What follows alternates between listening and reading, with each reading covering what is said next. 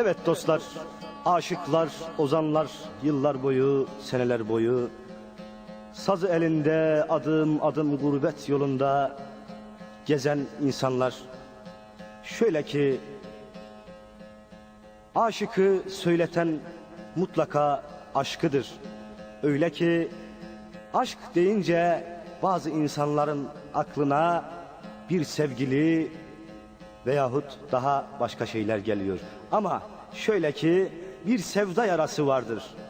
İnsanlar dışarıdan aldığı herhangi bir darbeyle yaralanır ve gider doktora, iyileşir, melhem sürülür ama gel ki gönül yarasına ne melhem sürülse kâr eder, ne ilaç sürülse kâr eder. Onun için gönül yarası, sevda yarası başkadır.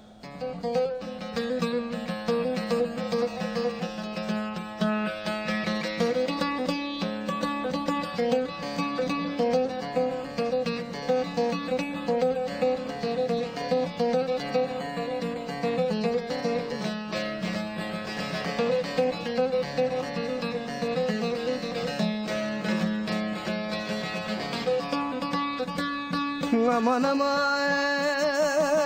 aman aman aman aman zalim aman aman aman aman aman felek aman aman aman.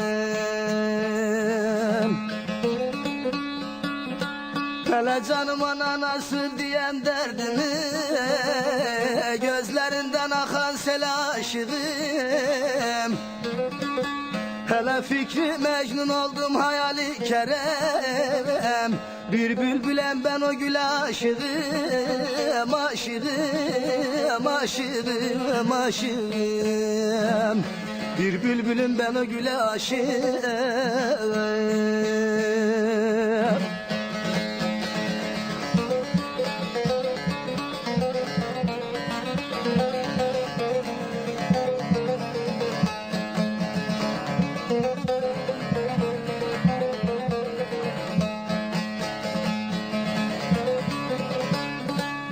Hayle dile dile le le le le zalime le le le le ah yandım dile le le.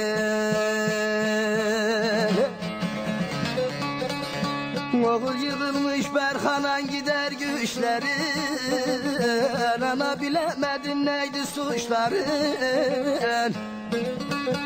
Birer ükten birer üge saçları, gerdanında sarı tel aşığım, aşığım.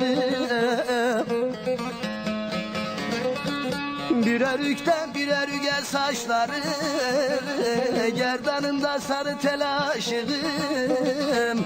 Hele anam aşığım, aşığım, aşığım. Felek aşığım.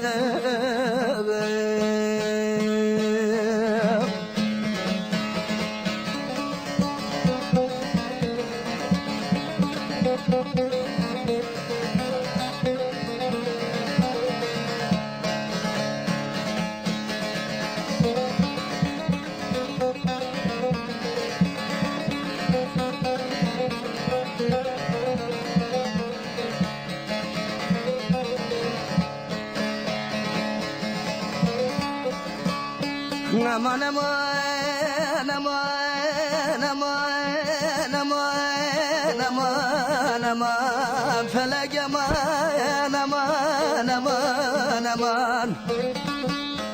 Oğul hepsinin gönlünden ince de sızı, olmadı gönlümün baharı yazı. Hele beni mecnun eden o emmim kızı, işte böyle bir güzel aşığım, aşığım, aşığım. İşte böyle bir güzel aşığım.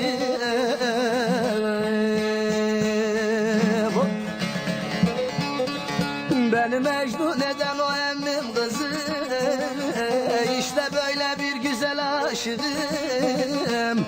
Hele anam aşığım, aşığım, aşığım, aşığım. neydim aşığım